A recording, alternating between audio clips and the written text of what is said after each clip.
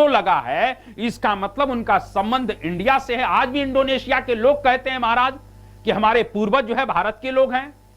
आज भी वहां अयोध्या का कुल मिला के गुणगान होता है। आज भी इंडोनेशिया के बाली द्वीप पर बड़े पैमाने पर रामायण की जाती है, रामलीला होती है। भारत में साला रामलीला बंद हो गई।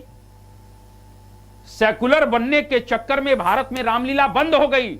लेकिन दुनिया का सबसे बड़ा जो मुस्लिम देश है जिसका नाम इंडोनेशिया है, उस इंडोनेशिया में आज भी रामलीला चल रही है। और वो रामलीला करने वाले वही मुस्लिम लोग हैं, क्योंकि वो स्वीकार करते हैं कि हमारे पूर्वज कोई और नहीं है, हमारे पूर्वज कुल मिला के कहने के राम हैं, और इसीलिए हम उनके वंशज भले कन्वर्ट हो गए हैं। आप देखिए वहां की एयरलाइंस का नाम जो है गरुड़ एयरलाइंस है। इंडोनेशिया के मुद्रा पर कुल मिला के गणेश की प्रतिमा है। अगर यहां पर गरुड़ एयरलाइंस कर दिया जाए और लक्ष्मी जी की आकृति कहीं कहीं नोटों पर लगा दिया है तो हाहाकार मच जाएगा। अब तो ये देश जो है गड़बड़ हो गया, सेकुलरिज्म खतरे में आ गया। लेकिन एक इस्लामिक देश है और उस इस्लामिक देश में कुल मिला के गरुड़ एयरलाइंस है। उस इस्लामिक देश में आप देखिए कहीं ना कहीं मुद्रा जो है कुल मिला के कहीं ना कहीं गणेश जी की बट रही है, चल रही है। मैं ये कहना चाहता हूं कि भाई साहब, धर्म का संबंध मोरलिटी से है, नैतिकता से है। वो अपने को स्वीकार कर रहे हैं इंडोनेशिया के लोग कि हमारे ओरिजिन यहां से है। संपूर्ण साउथ ईस्ट एशिया उस समय किस धर्म को मान रहा था? कुल मिला के हिंदू धर्म को मान रहा था, बौद्ध धर्म को मान रहा था। कंबोडिया का अंकोर वाट मंदिर चिल्ला चिल्ला के कह रहा है, यानी कि ये पुरातत्व क्या कह रहा है कि आप कुर्ना के कहां से बुगास को यानी कि कुर्ना का ऑटोमन साम्राज्य का हिस्सा अगर देखा जाए टर्की, तो वहां से आप चल रहे हैं और चलने के पश्चात अंततः साउथ ईस्ट एशिया के चीन के ऊपर कंबोडिया तक फैले हुए हैं। संपूर्ण साउथ ईस्ट एशिया तक आपका विस्तार है। मैं ये कहना चाहता हूं मंदिरों का बहुत बड़ा इंपॉर्टेंस है। मंदिरों का महत्व हम भूल गए। मंदिरों का महत्व तो हमने बस यही लगा लिया कि कुल मिला के कहने के सुबह 6 बजे जो है कुल मिला के मंदिर के पट खुल जाएं, उसके बाद घंटी बजा लें, आरती कर लें, 8 बजे ताला मार दिया, फिर शाम को 6 बजे खोल दो, घंटी बजा दो और फिर जो है ताला मार दो। उस साले को हमेशा बंदी गृह में रखो। मंदिर का महत्व यही होता है। अरे भाई साहब, प्राचीन काल का इतिहास पढ़ो, मंदिरों का महत्व समझ जाओगे। इतिहास पढ़ने का मतलब यह थोड़ी कि किताब में जो लाइन में लिखा है पढ़ लिया, हो गया, किताब बंद कर दिया। इतिहास का मतलब यह है कि आप दुनिया को जान सको। आप हो क्या ये तो पहचानो। आप अपने आप को नहीं जान पाओगे तो आपको दोबारा गुलाम बना लिया जाएगा। आप अपने अतीत को अगर नहीं जानोगे तो आपको यही पढ़ाया जाएगा, अरे आप तो गुलाम हमेशा रहे हैं, आपको शकों ने रोका, आपको कुषाणों ने मारा, आपको यूनानियों ने मारा, आपको तुर्कों ने मारा, आपको खिलजियों ने मारा, आपको मुगलों ने मारा, आपको अंग्रेजों से पिटाई हुई। तो जब आपको यही पढ़ाया जाएगा कि आप हमेशा मारे खाते रहे तो आप डिप्रेशन में चले जाओगे, कुल मिला के फिर हमेशा गुलाम बने रहोगे। लेकिन आपको आपका अतीत का इतिहास पढ़ाया ही नहीं गया कि आप कभी दुनिया के मालिक भी हुआ करते थे। वो इतिहास क्यों नहीं पढ़ाया जाता हिंदुस्तान में? मुझे इस बात का दुख होता है कि आप कभी स्वामी हुआ करते थे इस धरती के। पूरी धरती के कुल मिला के 50% व्यापार पर कब्जा होता था। आप देखिए, आप ताकतवर थे तभी तो एक महासागर का नाम हिंद महासागर पड़ा। मैं आधुनिक भारत पढ़ाऊंगा आपको। कहीं आपने सुना अमेरिका महासागर, इंग्लैंड महासागर, फ्रांस महासागर? बहुत तो ताकतवर थे। लेकिन हिंद के नाम पर इंडियन ओशियन रख दिया गया। क्यों भाई? इसको कभी आपने सोचा? नहीं सोचा है तो मैं सोचने के लिए विवश कर दूंगा।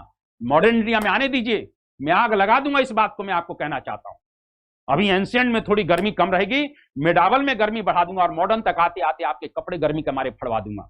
आप चिंता काहे कर रहे हो? एक एक चीज मैं बताऊंगा। मैं यही तो बात आपको कहना चाह रहा हूं कि दुर्भाग्य इस देश का है कि हमें जो इतिहास परोसना चाहिए वो हमें नहीं परोसा गया। यही बात मैं आपको कहना चाहता हूं।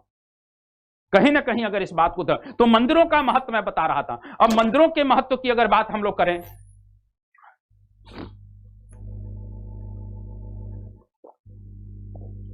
मंदिरों के महत्व की बात अगर करें तो मंदिरों का प्राचीन काल में पहला महत्व तो ठीक है धार्मिक है साहब। मंदिर में कुल मिला के देवता की मूर्ति को प्रतिष्ठापित किया जाता था, उसकी पूजना आराधना होती थी। इससे एक चीज तो क्लियर हो जा रही है कि उस समय के लोग किस धर्म को मान रहे होंगे। यदि दक्षिण भारत में कुल मिला के चोलों ने बड़े पैमाने पर शिव मंदिर बनवाए, यानी वो शैव धर्म को मान रहे होंगे। जिनने विष्णु मंदिर बनवाए वो वैष्णव, यानी कि पहला तो मंदिर ने स्पष्ट कर दिया कि आप किस धर्म को मान रहे हैं, पहली चीज हो गई। दूसरा कि मंदिर जितने विशाल बन रहे हैं, मंदिर बहुत विशाल बन रहे हैं, तो मंदिर विशाल बन रहे हैं तो विशाल मंदिरों के निर्माण में कुल मिला के पैसा लग रहा होगा। यानी मंदिर आपकी अर्थव्यवस्था की भी जानकारी दे रहे हैं। दक्षिण भारत के मंदिर साले आसमान को छू रहे हैं, द्रविड़ आर्ट स्टाइल के मंदिर। अगर सिर यूं ऊंचा करके देखोगे तो लगेगा कि सिर साला टूट ना जाए। इतने विशाल ऊंचाई पर लिए हुए मंदिर है, तंजौर का बृहदेश्वर राजराजेश्वर मंदिर, कांची का कैलाश मंदिर। तो ये जो मंदिर इतने विशाल बन रहे हैं, स्वाभाविक रूप से उनमें पैसा लगा होगा, यानी कि ये मंदिर आर्थिक समृद्धि को भी इंडिकेट कर रहे हैं। पहला, मंदिर धर्म को इंडिकेट कर रहे हैं। दूसरा कि जब बड़े पैमाने पर मंदिर बनने लगे तो उस समय आर्थिक संपन्नता रही होगी, समृद्धि रही होगी, कब मंदिर बन रहे हैं तो आर्थिक संपन्नता की बात कर रहे हैं। तीसरी बात मैं आपको कहना चाहता हूं कि अलबर्नी जो है अपनी जब किताब लिख रहा है, जब महमूद गजनवी के साथ एक व्यक्ति आएगा अलबर्नी, और अलबर्नी ये बात कहता है कि भारत के लोगों को विज्ञान की नॉलेज नहीं थी। एक मुस्लिम इतिहासकार आया, तो जानते हो हमारे बारे में क्या कहकर गया कि भारत के लोगों को विज्ञान की नॉलेज नहीं थी। अरे नालायक, तुमको यह बात मालूम नहीं है कि प्राचीन काल पूरा विज्ञान पर हमारा आधारित है? श्वेत केतु, जब मैं अभी वेद पढ़ाऊंगा तो बताऊंगा कि ऋग्वेद का जो उपवेद आयुर्वेद है, और आयुर्वेद के जनक प्रजापति ब्रह्मा हुए, और उस आयुर्वेद में एक बहुत बड़े कुलमा के आयुर्वेदाचार्य भारत के हुए जिनका नाम था श्वेत केतु। हमारे यहां श्वेत केतु जैसे आयुर्वेदाचार्य डॉक्टर्स थे। हमारे यहां बाघभट्ट जैसा अष्टांग हृदय लिखने वाला कुलमा के कार्डियोलॉजिस्ट हुआ, धनवंतरी जैसा मेडिसिन का डॉक्टर हुआ, चरक जैसे आयुर्वेदाचार्य हुए, सुश्रुत जैसे सर्जन हुए। तो हमारे यहां तो कुलना के डॉक्टरे भरे हुए हैं। हमारे यहां आर्यभट्ट जैसा गणितज्ञ हुआ, हमारे यहां बारहमीर जैसा ज्योतिषाचार्य हुआ। दुनिया के लोगों को पाई की वैल्यू की नॉलेज नहीं थी तो आर्यभट्ट ने दिया। शून्य का आविष्कार इसी समय हुआ। ग्रेविटेशनल लॉ की थ्योरी कौन दे रहा? ब्रह्मगुप्त दे रहे हैं। ग्रहण लगने का, चंद्र ग्रहण, सूर्य ग्रहण लगने का कारण कौन दे रहा? आर्यभट्ट दे रहा है। मैं गुप्त काल पढ़ाऊंगा तो बताऊंगा। यूरोप अंधकार में डूब रहा है महाराज। ये साला रेनेसा पुनर्जागरण तो अब हुआ है 15वीं 16वीं शताब्दी में। यूरोप तो अंधकार में डूबा हुआ है और भारत में ज्ञान और विज्ञान की चर्चा है। और ये अलबर्नी आकर कहता है भारत के लोगों को कुलना के विज्ञान की नॉलेज, तुम्हारे बाप लोगों को तुम पूरा भरे हुए हैं, विज्ञान से भरे हुए हैं तुम्हारे बाप लोग। भारत में नालंदा जैसा यूनिवर्सिटी हमारे पास है, शिक्षा का कितना बड़ा केंद्र है जहां ज्ञान विज्ञान की शिक्षा दी जा रही है। और वो कह रहा है भारत के लोगों को विज्ञान की नॉलेज नहीं है। हमारे यहां आप देख लीजिए, बड़े बड़े इतने विशाल मंदिर बन रहे हैं, बिना सिविल इंजीनियरिंग की नॉलेज के बन रहे होंगे। है एक ही पत्थर को काट काट के राष्ट्रकूट शासक कृष्ण प्रथम ने जब एलोरा का प्रसिद्ध कैलाश मंदिर बनवाया तो एक ही पत्थर, मोनोलिथिक, एक ही पहाड़ को, बेरुल की पहाड़ियों को काटकर एक ही पत्थर से विशाल मंदिर बन रहे हैं। बिना सिविल इंजीनियरिंग के, बिना आर्किटेक्ट इंजीनियरिंग के संभव है महाराज। बड़े बड़े पैलेस जो बन रहे हैं बिना इंजीनियरिंग के संभव है, बिना अभियांत्रिकी के संभव है। आप इस बात को समझिए ना। इस बात को मैं क्या कहना चाहता हूं, मेरा सिर्फ यही कहने का आशय है कि कहीं ना कहीं बड़े पैमाने पर जो ग्रथ समद हैं वो हमारे भारत के सबसे बड़े इंजीनियर हैं, अभियंत्रिकी हैं, मैं ये कहना चाहता हूं। तो इस प्रकार से कुल मिला के भारत के लोगों को तो मंदिर क्या बता रहा है? मंदिर आपके विज्ञान की नॉलेज को दे रहे हैं। पहला, मंदिर क्या दे रहे हैं? धर्म की बात कर रहे हैं। दूसरा, आर्थिक समृद्धि की बात कर रहे हैं। तीसरा, मंदिर आपको नॉलेज क्या दे रहे हैं कि कुल मिला के भारत के लोगों को ज्ञान और विज्ञान की नॉलेज थी। तीसरी बात हो गई। चौथी बात, मंदिर क्या दे रहे हैं? मंदिर में मंडप, मैंने अभी कहा था मंडप बने होते थे जिनको सभा स्थल, इसी मंडप में लोग बैठते थे और अंदर जो है गर्भगृह में भगवान की पूजा होती थी, मूर्ति होती थी। आसपास के जितने भी मंदिर के आसपास के लोग हुआ करते थे वो सब लोग सुबह शाम इस सभा स्थल में बैठकर आसपास की समस्याओं पर विचार विमर्श किया करते थे। इन्हीं मंदिर सामाजिक समस्याओं के समाधान करने के बहुत बड़े केंद्र हुआ करते थे। सबसे बड़ी बात तो हम लोग परेशान क्यों हैं? हम लोगों ने अपनी सामूहिकता पूरी तरह से खत्म कर दी, सहभागिता खत्म कर दिया। हम दो हमारे दो, बस यही संसार है, यही पृथ्वी है, बाकी कोई पृथ्वी में नहीं है, बस हम दो हमारे दो, बस इसीलिए तो परेशान है। लेके रो। मंदिर जो है कुल मिला के सहभागिता के केंद्र हैं। मंदिर सबको लेकर चलने के केंद्र हैं। मंदिर जो है कुल मिला के न्याय के केंद्र हैं। किसी की भी कोई समस्या होती थी तो मंदिर में सामूहिक रूप से उनकी समस्याओं का समाधान होता था। तो मंदिर सामाजिक समस्याओं के केंद्र हुआ करते थे। मंदिर वहां के पंच लोग बैठकर लोगों का न्याय किया करते थे। क्यों मंदिर में न्याय किया जाता था? बड़ी इंपॉर्टेंट बात है। मंदिर में न्याय क्यों होता था? मंदिर में इसलिए न्याय होता था क्योंकि लोगों का विश्वास था कि भगवान जो है सामने हैं, हम गलत करेंगे तो हमको पनिशमेंट देगा, इसीलिए परमात्मा सब कुछ देख रहा है। इसीलिए मंदिरों में लोगों के साथ न्याय किया जाता था, जिससे न्याय करने वाला कोई गलत नहीं कर सके, क्योंकि लोगों को उस समय भय होता था। आज तो कुल ना के कोई भय नहीं है। स्वार्थ के लिए साला कुछ भी उठा दो, ले जाओ। मैं ये कहना चाहता हूं, इस प्रकार से मंदिर कहीं ना कहीं निश्चित रूप से आप इस बात को समझने का प्रयास करें कि मंदिर न्याय का केंद्र है, मंदिर सामाजिक समस्याओं के समाधान का केंद्र है।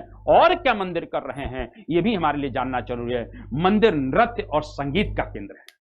मंदिर में भजन गाया जा रहा है, मंदिर में नृत्य संगीत का प्रोग्राम हो रहा है, तो मंदिर संगीत और नृत्य के यानी कि सांस्कृतिक प्रोग्रामों के केंद्र भी है।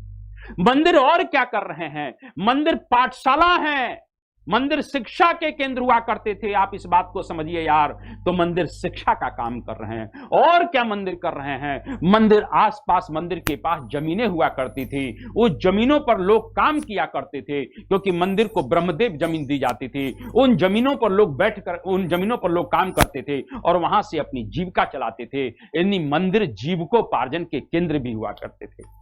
और क्या मंदिर किया करते थे? मंदिर गरीब और कमजोर लोगों को मदद करने के केंद्र हुआ करते थे। महाराज ये तो आप समझिए, ब्राह्मण का मतलब यह नहीं है कि सिर्फ लेना। ब्राह्मण के 6 कर्तव्य ऋग्वेद बोल चुका है। शिक्षा लेना और शिक्षा देना, यज्ञ करना और यज्ञ करवाना, दान लेना और दान देना। ब्राह्मण के 6 कर्तव्य हैं। यूपीएससी पूछती है कि वेद जो है ब्राह्मण के 6 कर्तव्य बता रहा है। पहला कि शिक्षा प्राप्त करो और शिक्षा का दान दो, यज्ञ करो, यज्ञों को करवाओ, और तीसरा कुल मिला के कहने की दान लो और दान दो। लेने का ही बन गया, देने का तो काम खत्म। लेकिन कुल मिला के मंदिर देख लीजिए कि मंदिर देने का काम कर रहा है, गरीबों की, असहायों की, कमजोरों की मदद कर रहे हैं।